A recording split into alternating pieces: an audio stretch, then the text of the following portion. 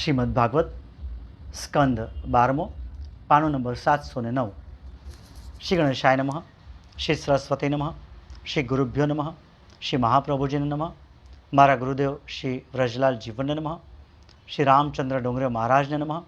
ઓમ નમો ભગવતે વાસુદેવાય, શ્રી કૃષ્ણ શરણમ મમ। સ્કંદ 12। 12મા સ્કંદમાં આશ્રય લીલા છે। ભાગવતનું પ્રતિપાદ્ય તત્વ આશ્રય જ છે। તે પછી પરીક્ષિત પ્રશ્ન કરે છે, હવે આ પૃથ્વી ઉપર કોનું રાજ થયું અને કોનું રાજ્ય થશે તે મને બતાવો। શુકદેવજી બોલ્યા, જરાસંઘના પિતા બૃહદ્રથના વંશમાં છેલ્લો રાજા થશે પુરંજય। તેના મંત્રીનું નામ હશે શુનક।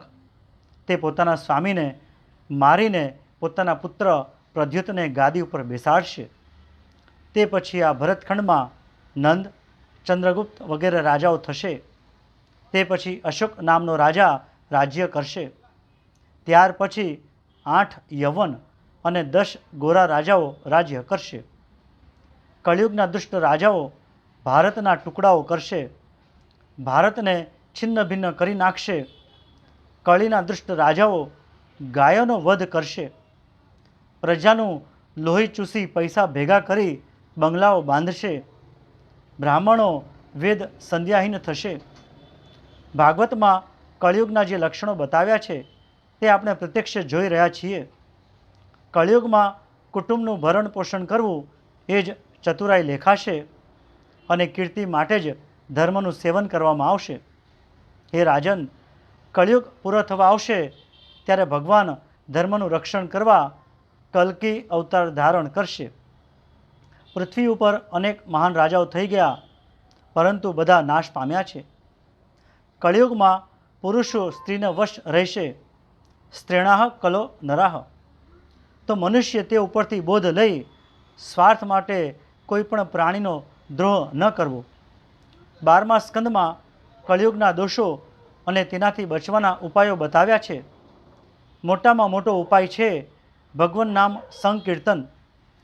કળિયુગના દોષ અનેક છે, પણ તેનો એક મોટો સદ્ગુણ છે, કળિયુગમાં જે શ્રી કૃષ્ણ કીર્તન કરશે તેના ઘેર કળી આવશે નહીં।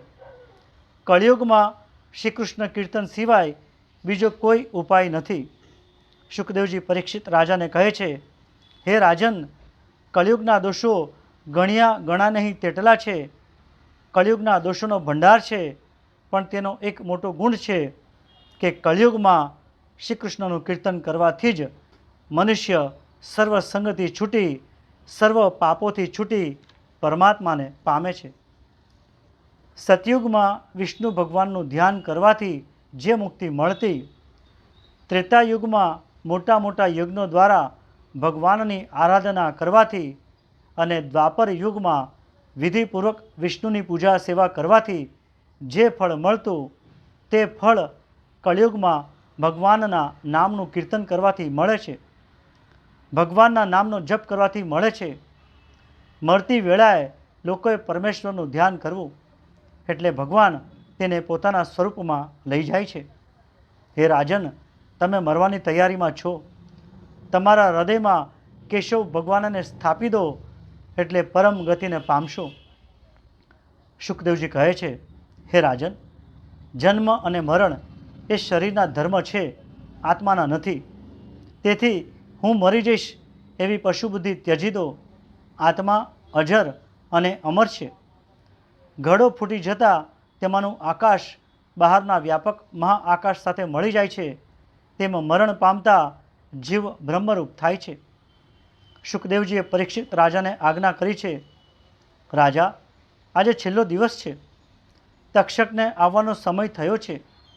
તારા શરીરને તક્ષક કરડશે, એ તારા શરીરને બાળી શકશે, તારા આત્માને નહીં। તારો આત્મા પરમાત્મા સાથે મળી જશે।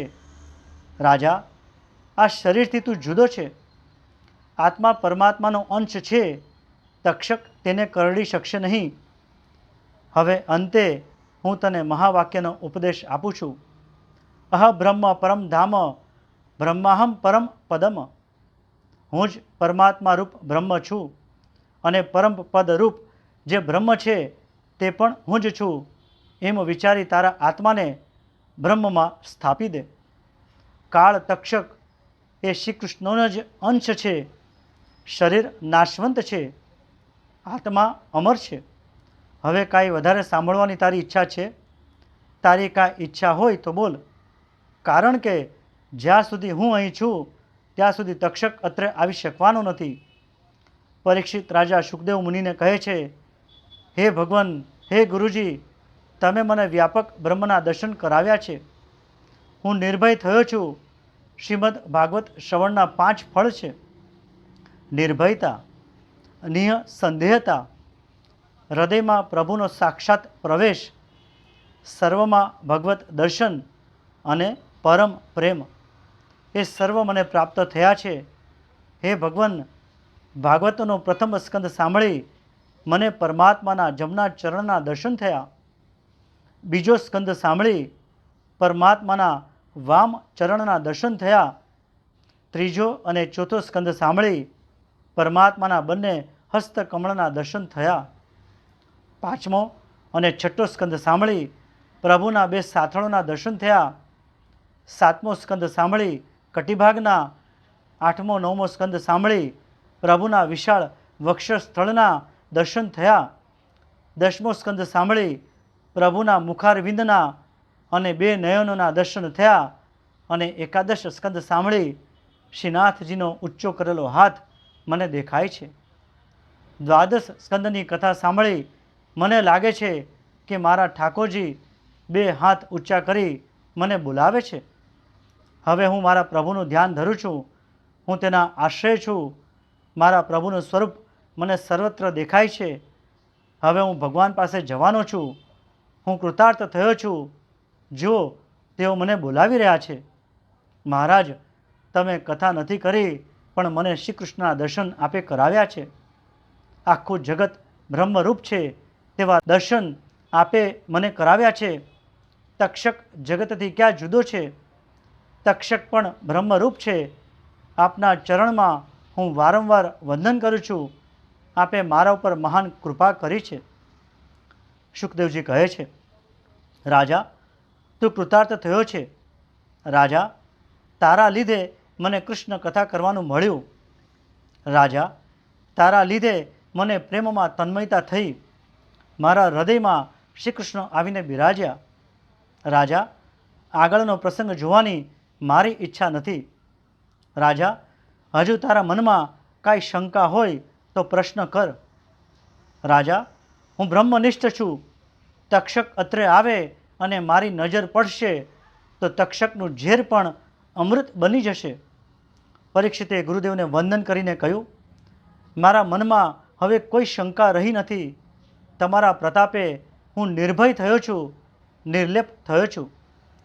શુકદેવજી રાજાને પૂછે છે, હું જાઉં? કારણ કે જ્યાં સુધી હું અત્રે હાજર છું ત્યાં સુધી તક્ષક અત્રે આવી શકશે નહીં. પરીક્ષિત કહે છે, ગુરુજી, આપની એક વખત હું પૂજા કરું, તે પછી આપણે જે કરવું હોય તે કરો. રાજા પરીક્ષિતે શુકદેવજીની પૂજા કરી છે. શુકદેવજીએ પરીક્ષિત રાજાના મસ્તક ઉપર પોતાનો વરદ હસ્ત પધરાવ્યો. તે જ વખતે પરીક્ષિતને પરમાત્માના દર્શન થયા છે. પરમાત્માનો સાક્ષાત્કાર થયો છે. જીવ અને બ્રહ્મ એક થયા છે. મોટા મોટા ઋષિઓ આ સત્રમાં બેઠા હતા. તેઓને પરમ આશ્ચર્ય થયું છે. વ્યાસજી વિચારે છે કે ભાગવત મેં મારા પુત્રને ભણાવ્યું, પણ તેનું તત્વ શુકદેવજી જેવું સમજ્યા છે તેવું હું પણ સમજ્યો નથી. વ્યાસજી શુકદેવજીને વંદન કરે છે. મારા ગુરુદેવ શુકદેવજી ત્યાંથી અંતર્ધ્યાન થયા છે. રાજા પરીક્ષિતના શરીરમાંથી એક જ્યોતિ નીકળી તે મહાજ્યોતિ સાથે મળી ગઈ. તે પછી તક્ષક ત્યાં આવે છે અને રાજાના શરીરને કરડે છે. ધન્ય છે, ધન્ય છે પરીક્ષિતને કાળ કરડતા પહેલાં જ તે ભગવાનના ધામમાં ગયો. પરીક્ષિતની જેમ કાળ કરડતા પહેલાં જ જે ભગવાનના ધામમાં ગયો તે ધન્ય છે.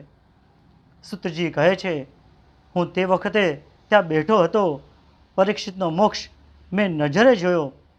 સૂતજી બોલ્યા, આ શ્રીમદ ભાગવતમાં સર્વ પાપોનો નાશ કરનારા, ઇન્દ્રિયોના નિયંતા ભગવાન શ્રી કૃષ્ણનું સાક્ષાત વર્ણન કર્યું. આ જ્ઞાન સત્ર છે. કથા સાંભળીને કાંઈ પણ જીવનમાં ઉતારો તો કથા સાંભળી સાર્થક થાય. સત્કર્મની સમાપ્તિ હોતી નથી. જીવનની સમાપ્તિ સુધી સત્કર્મ કરજો. આ કથા સાંભળવામાં વક્તા શ્રોતાથી જાણીએ અજાણીએ પ્રમાદથી દોષ થઈ ગયા હોય તો તેનું પ્રાયશ્ચિત કરવાનું હોય છે. મોટેથી 3 વાર શ્રી હરય નમઃ બોલો. શ્રી હરય નમઃ, શ્રી હરય નમઃ, શ્રી હરય નમઃ. આમ બોલે તો તેના સર્વ પાપોનો નાશ થાય છે. તે સર્વ પાપોમાંથી મુક્ત થાય છે. મનુષ્ય પડતી વખતે ઠોકર ખાય ત્યારે, દુઃખી હોય ત્યારે, છીંક ખાય ત્યારે અથવા વિવશ અવસ્થામાં આવી પડે ત્યારે મોટે સ્વરથી શ્રી હરે નમઃ બોલે તો તેના સર્વ પાપોનો નાશ થાય છે. તે સર્વ પાપોમાંથી મુક્ત થાય છે. એટલે કે સર્વ દોષો બળી જાય છે. એ સર્વ વિદિત છે. અંતમાં જેમનું નામ સંકીર્તન સર્વ પાપોનો નાશ કરે છે અને જેમણે કરેલા પ્રણામ સર્વ દુઃખોને શાંત કરે છે તે પરમેશ્વર શ્રી હરિને હું નમસ્કાર કરું છું.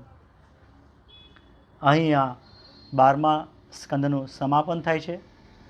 આ સાથે જ શ્રીમદ ભાગવતની કથાનું પણ સમાપન થાય છે. શ્રી પ્રભુ કૃપાએ અને પ્રભુએ આપણને કહ્યું છે કે જ્યાં સત્સંગ થતો હોય ત્યાં હું બિરાજમાન થાઉં છું. એટલે કે આજે આપણે સત્સંગ કરી શક્યા એટલે પ્રભુ અહીં બિરાજમાન છે. શ્રીમદ ભાગવત એ આપણો સનાતન ગ્રંથ છે. આપણે જોયું કે શ્રીમદ ભાગવતની કથા સાંભળવાથી પરીક્ષિત રાજાનો મોક્ષ થયો છે. અને પણ કેવી રીતે? એવું કહેવાય છે કે મરણ વખતે હજારો વીંછીઓ ડંખ આપે છે, પણ અહીંયા તો પરીક્ષિત રાજાનો મોક્ષ પણ થયો અને તેમણે શરીરને કંઈક કષ્ટ પણ ન પડ્યું. તેમની પહેલાં જ તેઓ શ્રી ભગવાનની અંદર લીન થઈ ગયા. આ શ્રીમદ ભાગવતનું ફળ છે. આપ સૌ આ છેલ્લો એપિસોડ જોઈ રહ્યા છો, સાંભળી રહ્યા છો. એનો અર્થ એ છે કે આપણે સૌ એકસાથે આ શ્રીમદ ભાગવત વાંચી શક્યા, સાંભળી શક્યા. એટલે કે આપણા જે પૂર્વજો છે તથા આપણા જે વંશજ છે તેની ઉપર પ્રભુની કૃપા છે જ, એમાં નિસંદેહ છે. અહીંયા હું સર્વપ્રથમ મારા માતા પિતાનો ઋણી છું કે જેના થકી હું આ જગતમાં આવ્યો. તે પછી શ્રી મહાપ્રભુજી, શ્રી ગુસાઈજી કે જેના મારી પર આશીર્વાદ છે. તેના પછી મારો બ્રહ્મ સંબંધ જેના થકી થયો તેવા શ્રી વ્રજલાલ જીવન જે મારા ગુરુદેવ છે. આખું વલ્લભકુળ તેમનો હું આભારી છું. તેના પછી મારા જે શાળાના અને કોલેજના જે ગુરુઓ છે તેનો આભાર વ્યક્ત કરું છું. તે પછી મારા ઘરને સર્વે, મારા ભાઈ ભાભી, મારો ભત્રીજો, મારા બેન બનેવી, મારી ભાણેજો, મારી પત્ની, મારા બાળકો, મારા સૌ સગા સંબંધીઓ, તે સૌનો હું આભારી છું. અને મને કહે કે બહુ જ આનંદ છે કે આ શ્રીમદ ભાગવત વાંચનથી અને તેના પાઠથી આપણા સૌની અંદર ભક્તિ, જ્ઞાન અને વૈરાગ્યનો ઉદય થશે.